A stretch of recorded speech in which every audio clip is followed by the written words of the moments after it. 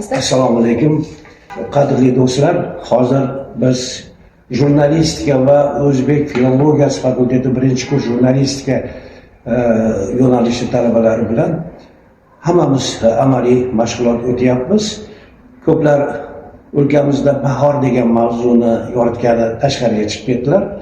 Talabalarimiz bilan biz hozir yangi bir mavzu, ya'ni bularning orzulari haqida suhbatlashmoqchimiz. Mavjudaxon suhbat janridagi demak bu ishingizni marhamat berishingiz mumkin. Men kadr ortidan balki savollarga ba'zan qo'shilib turaman, xo'pmi? Biz jurnalistika va o'zbek filologiyasi fakulteti talabalari bugungi intervyumiz Zulfiya xonim nomidagi davlat mukofoti haqida gaplashmoqchimiz. Bu mukofot oddiy mukofot emas, barcha qizlarimizni orzulari. Mana shu mukofot haqida kursdoshimiz Muxlisaxon o'z fikrlarini bildiradilar va shu mukofotga erishishgacha bo'lgan yo'lda nimalar qilish kerak, shu mukofotga erishish uchun qanaqa yo'llarni bosib o'tish kerak, shu haqida gaplashamiz Muxlisaxon bilan. Muxlisaxon, Zulfiya nomidagi mukofot siz uchun qay darajada o'rni? Hozirgi kunda qizlar uchun, o'zbek qizlari uchun ijodkor, sportchi, boshqa yo'nalish bo'lsin, barcha qizlar uchun Zulfiya mukofoti oliy darajada bo'lmoqda. Bir qizni bilaman, Ilhom mukofoti sohibasi, magistr o'zi, kitoblari chiqqan, juda ko'p yutuqlarga erishgan bo'lishiga qaramasdan har yili Zulfiya uchun harakat qiladi, ammo bu yil ham o'sha mukofotga erisha olmadi. Opa, mana shu Zulfiya mukofoti sizga muhimmi? Sizning shuncha yutuqlaringiz bor, shuncha yutug'ingiz yetmaydimi deganimda barchasi o'zi Zulfiya uchun edi degan gapni gapirdilar. O'ylab qolaman, shu Zulfiya mukofoti shu darajada muhimmikan deb ba'zida, lekin kimlar uchundir bu shu vaqtga qadar qizlarning qilgan ishlarini isboti, dalili. O'qidi, izlandi, harakat qildi, natijasi Zulfiya orqali ko'rinadi. Ana shu uchun ham qizlar Zulfiya mukofotiga harakat qiladi. O'zim ham ushbu mukofotni olish uchun harakat qilmoqdaman. Nasib olarmiz inshaalloh. Endi mukofotga intilish bor. Albatta. Ijod bor. Maqsad mukofot olishmi, maqsad ijod uchun qilingan ishlar uchun qandaydir bir ramz sifatida shu mukofotni bir cho'qqi munosib bo'lish nuqtai nazaridan bir baland tog'choq sifatida qaralishi mumkinmi? Zulfiya mukofoti men uchun aniq bir maqsad, ammo bu hayot mamot masalasi emas, yo bo'lmasa mashhurlik uchun emas. Meni ustozim Charos Yoqubova bolalar adabiyotida ijod qiladi. Men ularga juda ham havas qilaman, ammo ular Zulfiya mukofotini ola olmadilar va yosh chegarasidan o'tdilar. Endi harakat ham qila olmaydilar. Shu ustozingiz ismi, familiyasini aytsangiz bo'laveradimi? Charos Yoqubova. Ha, Charos Yoqubova. Jurnalist. Endi mening harakatim avval jiddiy emas edi, endi jiddiy harakat qilmoqchiman. Aynan ustozim erisha olmagan mana shu yutuqqa shogird sifatida erishmoqchiman. Albatta. Juda ham she'rlar ham yozib turasizmi? Zomin seminari 2023-yil ishtirokchisiman. She'rlarim Sharq yulduzi, Yoshlik, Gulxan, G'uncha, Ma'rifat, viloyatimiz gazeta jurnallarida chop etib kelinmoqda. Shuningdek, birinchi kitobim loyihasida birinchi kitobimiz Qo'g'irchoq nomi ostida nashr etildi. Albatta, shu kitob chiqqanda biz juda ham xursand bo'ldik. Aynan shaxsan o'zim juda ham faxrlandim. Kursdoshimizni kitoblari chop etilganidan juda ham xursand bo'ldim. Tabriklayman. Yutuqlaringiz bundan ham ulug' bardavom bo'lishini tiladim har doim. Mana dugoningizni qo'llab-quvvatlayapsiz. Men ham bir havasman qarab turibman. Yoshlik baribir go'zalda. O'sha go'zallikni aks ettiruvchi, bugungi bahorni aks ettiruvchi bir ijod namunalaringizdan muxlislarimizga o'qib berasizmi? Biz bugungi amaliy mashg'ulotimizni butun O'zbekiston ko'radi.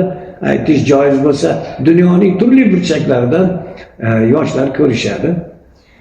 asosan bolalar adabiyoti ijod qilaman. Hozirgi kunda prezidentimiz ham bolalar adabiyotiga alohida e'tibor qaratish haqida gapirdilar. Shuning uchun yaqinda yozgan she'rimdan o'qib bermoqchiman. Internet sahifalarga joylagandim.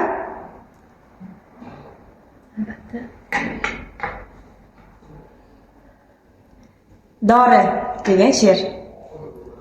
Oyijonim, siz menga tushuntiring borini, nega boshim og'risa ichish kerak dorini. Axir dori qoringa, oshqozonga boradi. Boshimdagi og'riqlar unda qanday qoladi? Qizalog'im, javobi bilsang juda ham oson. Dori ichganin boshga xabar berar oshqozon. Ikkisining orasi emasmi ancha yiroq? Qizcha o'ylar oshqozon qilarmikin qo'ng'iroq. Albatta Mavjudaxon dugonangiz bilan har qancha faxrlansangiz arziydi, lekin sizga ham savolim tug'ilib qoldi-da. Yaqinda biz darslar davomida shu Hajviy qaychi deb nomlangan Hajviy kino jurnal ochish haqida birinchi kurs talabalari maslahatlashgan edik. Shunga qanday tayyorgarlik ko'ryapsizlar hozir? Qaychi jurnali uchun siz bizga boshqa topshiriq bergandingiz. Menimcha o'shani ham qaychiga qo'yardik. O'zbekiston gazetasi, O'zbekiston ovozi gazetasidagi muharrir haqida. O'sha bilan hozircha mashg'ulman. Yaxshi. Demak, bir suhbatda davom etinglar. Domla shunaqa bo'ladi-da, amaliyot paytida xayoliga kelgan savolni beradi.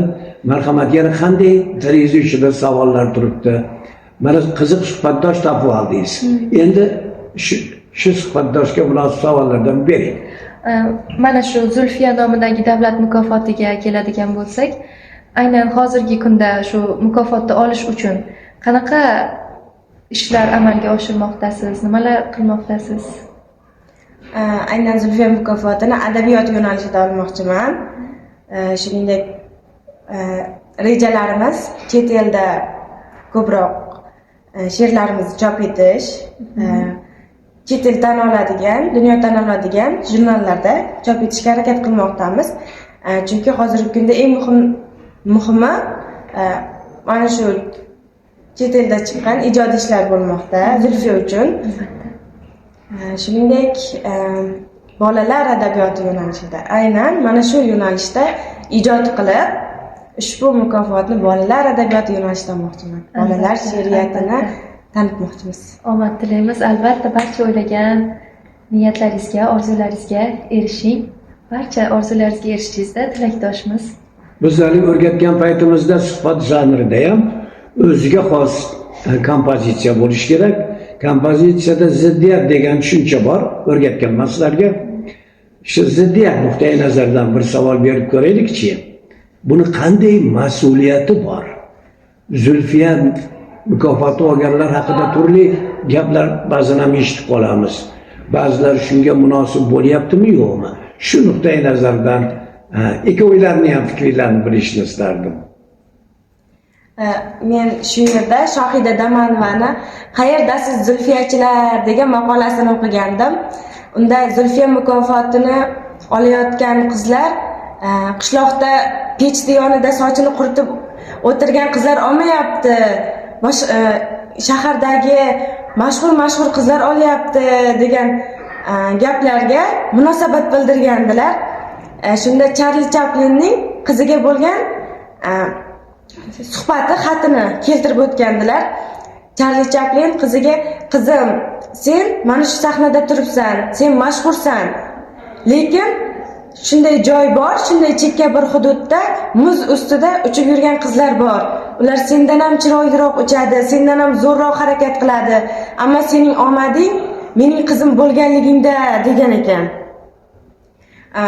Zulfiyachilar hozirgi kunda ham o'z tashabbusini qo'ldan bergani yo'q. Ba'zilari oila bilan mashg'ul bo'lsa, ba'zilari davlat ishlari bilan, shuningdek ko'plab chet el bilan aloqalar, juda ko'p yutuqlarga erishib kelishmoqda. Hozirgi kunga qadar ham ana shunday insonlarni bilamiz. Katta mansabdor shaxslar sifatida ish yuritishmoqda. To'ldiring. Mas'uliyati masalasi. Oldingiz ham deylik, Masalan, erishdinglar shu mukofotga, unga munosib bo'la bilishni Albatta. qanday tushunasizlar? Albatta. Bu Zulfiya nomidagi mukofot oddiy mukofot emas. U mukofot olingandan keyin albatta o'sha mukofotga loyiq inson bo'la olish kerak. O'sha mukofotni olgandan keyin nima qilish kerak? Sizga ham Bunda hammaning ko'zi sizda albatta bo'ladi. hamma nazarga tushadi, xullas shu Zulfiyachi sifatida Zulfiyachi. qarashadi. O'rnak bo'la oladigan inson sifatida. Qaysi bir inson sohalarda kuzatadi. o'rnak bo'lish kerak? Har sohada sohada. Zulfiya mukofoti hamma sohada faol bo'lgan ijodkorlarga, sportchilarga, qizlarga beriladi. Tarjima yo'nalishi bo'lsin, xoh ilm, fan, madaniyat, sport, jamoatchilik yo'nalishlarida o'zini ko'rsata olgan, jahon tan oladigan, O'zbekistonni mashhur qilayotgan qizlarga berilmoqda. Biz ularga qarab, ular bizga o'rnak har tomonlama, ularga qarab biz o'zbekni ko'ramiz, o'zbek qizlarini ko'ramiz, ularni ko'rganimizda havas qilamiz, ularga o'xshashga harakat qilamiz. Biz ham sizlarni ko'rib havas qilamiz. Yoshlik baribir go'zal. Demak, bugungi reportajimizda ziddiyatlari bilan birga, yutuq va kamchiliklari bilan birga shu ham mavzuni yoritdik. Ham bugungi shu reportajimizni bir tarjima amaliyot qilib ko'rdik. Yakunlashingiz mumkin. Demak, kompozitsiyadan keyin yechim boshlanadi. Marhamat, bugungi suhbatimiz, uchinamizning suhbatimizni yechib tugallash Mojidaxon sizga. Xullas, bugungi suhbatimiz, reportajimiz o'z nihoyasiga yetdi, yakunlaymiz. Albatta bu suhbatimiz mazmunli bo'ldi degan umiddamiz. Zulfiya nomidagi mukofotni olmoqchi bo'lgan barcha xotin-qizlarimizga, albatta kursdoshimiz Muxlisaxonga omad tilagan holda bugungi reportajimizni o'z nihoyasiga yetkazib qo'yamiz.